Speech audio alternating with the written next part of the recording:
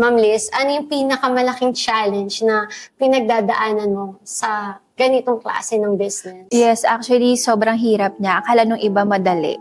Talagang sobrang hirap niya. Alam mo, we have several of list of brands that we want to invite, ganyan. And ang daming no talaga. Kasi, ano nila na, ano ba yung hindi naman namin kailangan yan, kilala na kami, yung mga ganon. So, sobrang doon pa lang sa mga no na yun, parang madedepress ka na, madedegrade ka na parang, hala, ayaw nila sumali, parang hindi nila ma-appreciate. Yung iba naman, bazaar ba yan? Yung mga ganon. Tapos pag naano nila, ay, parang ang mas sinasalihan pala nila yung mga bazaar. So, parang ang hirap kasi nga, sabi nga namin, baby event pa lang naman siya. So, doon ko nalaman na, grabe yung stress dito sa events na, na panapasukan ko. And yun nga, ang lagi naming nilalaban sa kanila is, sabi nga namin, yes, there are so many events, bigger events than us.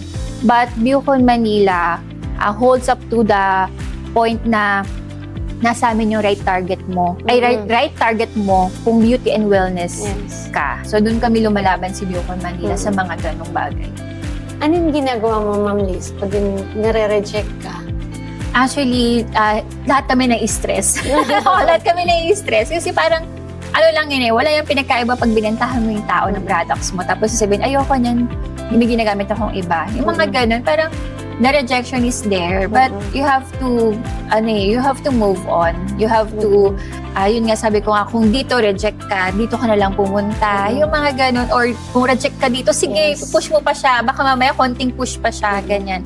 So, parang sabi ko nga, ang problema ay hindi forever. Sabi kong gano'n, kailangan mo lang harapin yan. Kasi pag di mo hinarap ang problema, dun siya magiging forever. So sabi ko, kailangan lang itatagan yung loob.